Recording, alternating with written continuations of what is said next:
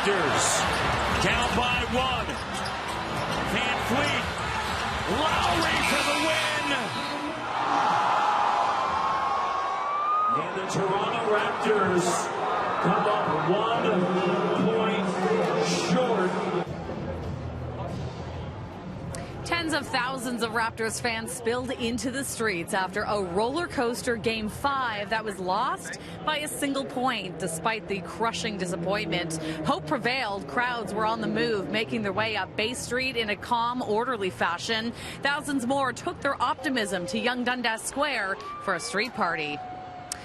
Now, even though the overall vibe last night was pleasant and peaceful, some North American media outlets are accusing Torontonians of boorish behavior after a grainy video was posted to Twitter last night showing a couple of Warriors fans possibly being pushed and then sucker punched. It all happened in the intersection right here just outside of Jurassic Park.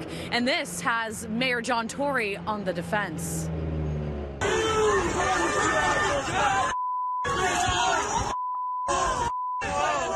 The video shows two men being pushed over while crossing the street outside Scotiabank Arena. When one of the Warriors fans tries to confront that person, someone in a black hoodie runs up from behind and appears to punch him in the side of the face. Then the recording abruptly stops. Toronto police are investigating this as a possible assault, but say no complaints have been made and they have yet to track down the person who posted the video. Within hours, though, of it circulating on social media, headlines started popping up all over North America.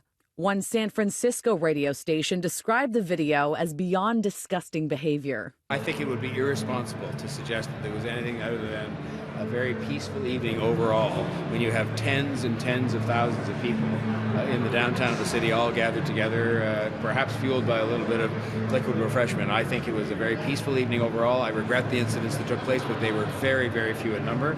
I'm proud of the fans and how they behaved themselves by and large, and I'm very proud of the job done by our police service. So I think that we're continuing in the tradition of having peaceful celebrations of this kind, and I think it's been a remarkable positive achievement for the city to have it night after night, week after week for all this time.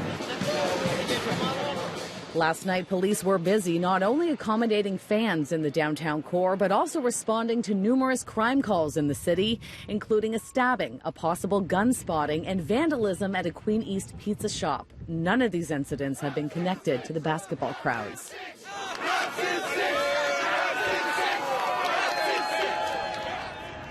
Now, it's amazing how quickly everything gets cleaned up. Of course, all the roads have reopened, and hundreds of these fences are neatly stacked along the sidewalk here on Bremner. Of course, though, we will be doing this all over again in just 2 days from now, and hopefully for the very last time. Now, without jinxing Game 6, Mayor John Tory today was asked if the city is preparing for a possible parade. Here's a look at what he had to say.